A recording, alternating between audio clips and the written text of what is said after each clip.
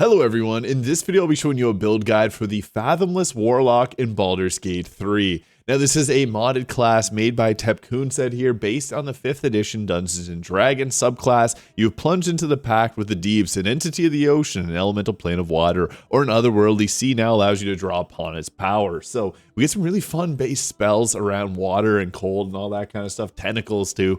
I'll be going over everything in this video here, first starting from level 1. So this gives us the choice of a few different spells. Then we get Create Water, which is just awesome, and Thunderwave, which are two spells that we don't normally get access to. Hex being obviously a really good one, but we get the Tentacle of the Deep. So you summon a tentacle that strikes at your foes for 10 turns. Bonus action uses a Tentacle of the Deep charges, which you're going to see. We got some different abilities.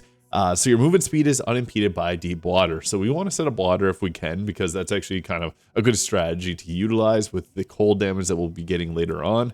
So we'll go with these two spells here. Armor of Agathis can also make sense too. And you can go 17 strength if you want to use the Hag's Hair, but I like to do dexterity as well. So going with at least 16 dex, 14 constitution, 16 charisma, although you can swap dex and constitution around if you prefer.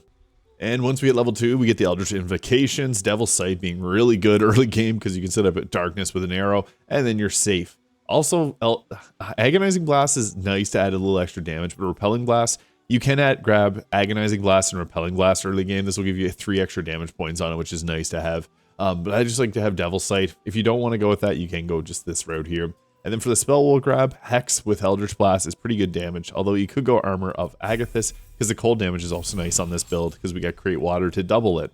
Level 3 gives us our Pact boon. I'm going to go Pact of the Blade. I just like being able to choose between melee attacks and also being able to spellcast. You can go Pact the Chain if you prefer, but we already got a summon, so best spell, Shadow Blade, but we're going to grab Hold Person. And Darkness has some merit too, but I didn't grab Devil's Sight to level 5, so I like Misty Step, but I don't like using Warlock spell slots on it. Hold Person has way higher value of a spell. Level 4 gives us another choice in spell. Darkness, Shadow Blade, Misty Step, and Mirror Image are the top picks. I really like Shadow Blade, so I'm going to grab that. And for the feat, I would recommend grabbing a charisma increase there to give us better weapon attack rolls and spell casting, or the alert feat, which is likely the best choice in Baldur's Gate 3 typically. Level 5 gives us our extra attack here, and it also gives us access to some more powerful spells. And we get access to Lightning Bolt with this, which is as part of our Pact spells. This is amazing, because Lightning Bolt is such a high damage spell, and it can be doubled with Create Water. Although we probably would prefer to have a Mage Hand on our team to throw water bottles around, and also have a Cleric potentially cast them. I guess I should have mentioned the cantrips we'd be grabbing Booming Blade and Eldritch Blast. I forgot to cover those there. But we also get access to Counterspell too, which is kind of nice to have just in a pinch. We also get access to some other things like the ability to cast Slow as a Warlock spell, but we obviously want to take Devil's Sight here, as ability to see in Magical Darkness can actually make a lot of areas a lot easier. Level 6 gives us our Oceanic Soul, giving us resistance to cold damage, which is awesome. And then we get to take another spell here with Counterspell obviously being high demand. Misty Step's good too. Darkness and even Hunger of Hadar. Like, we got a lot of good options here. Actually, Hunger of Hadar probably wins out because it gives us some extra cold damage. I like Hunger of Hadar, but we can't hide out in it like we can with Darkness, although you got Darkness arrows you could utilize on your team. Now, we also get access to Ice Storm, which is another fantastic spell, which is cold damage and can create surfaces for us. And then we also get access to Book of Secrets, which is good. Confusion is another decent choice to go with. If you're the face of the party, proficiency in deception and persuasion from the Beguiling Influence can be nice as well. Just depends on your role in the party. Level 8 gives us another choice in spell. I like to just have Counterspell just in the odd chance we do need this. We already got our Ice Storm, so we're good here.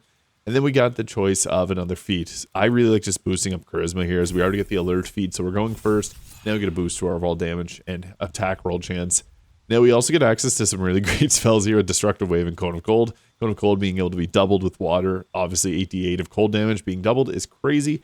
And we also get to take in Minions of Chaos. Now we could also grab from here the Water Elemental, but we can also grab with an Eldritch Invocation here if you wanted something else. I wouldn't recommend anything other than the Water Elemental though, because with the Water Elemental, its main attack can apply Chilled on the enemy, and with Chilled we deal double cold damage, so you don't have to set up water yourself. Ever's Black Tentacles is really good, creating difficult terrain, and then you also gain temporary health points by using this, so this can help sustain you a bit too. I guess I should have mentioned Eldritch Blast will be the cantrip we'll be grabbing. Mage Hand, Eldritch Blast, Mage Hand, and Booming Blade are the best choices. I didn't end up grabbing that correctly, but yeah, we'll roll with that there. And then for our next leveled spell, Destructive Wave is hard to not take because it hits in a huge area of effect, and sometimes it's just a good option. Level 11 gives our our only Mystic Arcanum, and you can also take some of these if you have Mistress spells, so you get like the Conjure Fae, which is really good because you can summon in a Hag, and Psychic Crush is a huge damage, 12d6, which is doubled if you have the Resonance Stone. I'm going to keep it a vanilla, so we're going to grab the Circle of Death, 8d6 Necrotic, great spell, especially if you got the Staff of Cherished Necromancy to keep refreshing it. And we're going to grab Darkness at this level. We already have an Elemental. Misty Step's nice, but again, we don't want to waste a level 5 spell slot on that. Darkness, we also don't really want to spend a spell slot on, but it's nice to have. We'll also grab Life Drinker now, which allows us to add our full Charisma modifier onto our weapon attacks, which is now +5 to damage, and also +5 to our Eldritch Blast. And for the final spell, we can grab Sleet Storm's nice, because we don't normally get access to this, and this can stop concentrations, which is really nice. Hold Monster being another good choice too, because a lot of bosses late in the game are pretty weak to this. So that can work well too. Cone of Cold just being a great spell. And I guess I'll show off the armor mod. This is from Ethereal Threads, if you're looking for what I'm wearing. And I also think the Lightning Jabber is a funny item. This isn't a mod, but it's part of the base game, and it kind of fits the aquatic theme.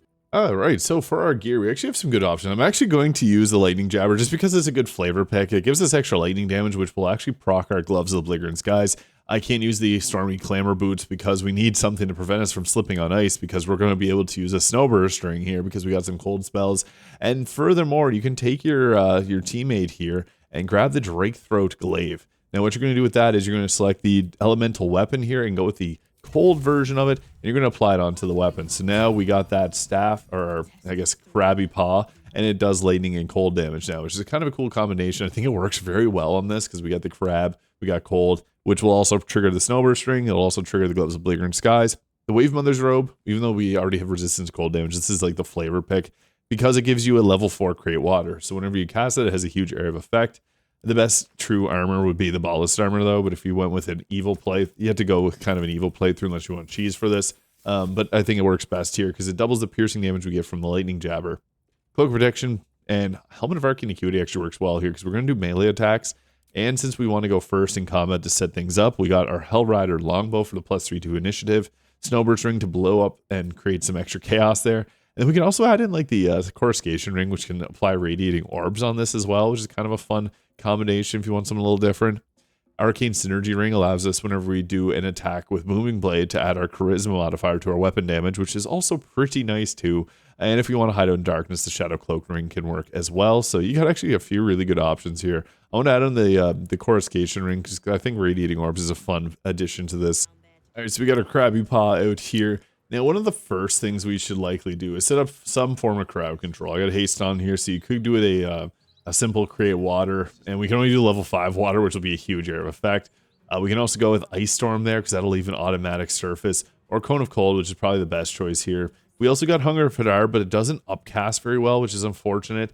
If you're a drow, you get your own darkness, so that can be a pretty nice concentration if you want to go with like the stealthy approach. And then we also have our Tentacle of the Deep bonus action as well. So what we can do, I guess, in this situation is go with a Cone of Cold. This is going to actually hit this target here, which is what I wanted. And it took them out perfectly. Otherwise, we would have been screwed. It applied a Radiating Orbs to that target there, and we don't slip, so this is nice too. I guess we could just go with a melee attack here, because we apply a bunch of statuses. So we got Reverberation on there, and then we created a ice surface below him. So we could just run away there, but I want to finish him off. So we'll go ahead here, roll the crit, and that took him out. Perfect. Now we have just our bonus action left. So we got the Tentacle of the Deep here, so we can summon this in, and I guess we'll just pop it down right here. And there's our Tentacle of the Deep. Really cool. It uses it's basically a ghostly form of one of the other things, and it's got its own initiative here, so it's an aberration. We'll have to, I'm going to move away so the volley doesn't hit it, but yeah, it's pretty cool. And volleys will always, the AI of the enemy will always draw towards where there's most targets, so you can move away from the tentacle to keep it alive. Our water elemental is really nice too, because the slam will set up chilled. So whenever we hit a target like that, they'll take double cold damage. That was probably not the best target because they had low health, but use it on a target with a lot of health and they'll have chilled for 2 turns, which will give them a lot of extra damage. And here's where Counterspell comes in handy, so this will stop us from getting absolutely wrecked because a command can be pretty devastating. With the tentacle, we end up getting hit with command. You can move it around and use the strike there. It has a 6-meter radius and it can attack like that, doing a bit of cold damage and slowing targets, which is pretty nice. So yeah, you got pretty good range on the attacks there, and it gets 2 attacks, so pretty good stuff. Elementals are also really nice at just picking off enemies. Oh, 18 damage. That was pretty nice. The chill does actually impact the damage that they deal too, so that can be pretty good. And if nothing else, they'll just soak up extra damage that normally would be not going towards you, or would be normally going towards your team, and it will not be going to you now. Miraculously, we got this to survive, so we'll go with our slowing attack there, which is so great. The slow is actually really nice, so that just makes them much less offensive. And then we got all of our targets right here, which is perfect. A nice lightning bolt can actually do some pretty good damage. We had to watch out for our team here, so that's the only unfortunate part. But I mean, we could hit a cone of cold here that could apply some radiating orbs because we weren't able to take the enemies out. And we also have the free cast of Everett Black Tentacles, which is a gross, disgusting spell, but we'll use it here just because it kind of it's exclusive to this class. So we'll pop that out just because it's meant for this. And we'll pop in the Tentacle of the Deep here. You don't have to do that, but just re-roll the initiative order. And always get that water elemental to run around applying chilled. It's just so good to have on enemies, especially because Cone of Cold can then do double damage. It's our turn again, and we're not in the best situation here. You can run, but you can also use Misty Step to escape and get into a better position. I'm just going to go right here, because Cone of Cold, I'm sorry, Mince will hit all three of them there. He's going to absorb elements. Boom, that takes out two of them, and there's still one left here. So I guess I'll just go with the Staff Poke, because, yeah, with that we do a lot of damage, actually. That's a pretty good weapon. And then we have finally one enemy left here.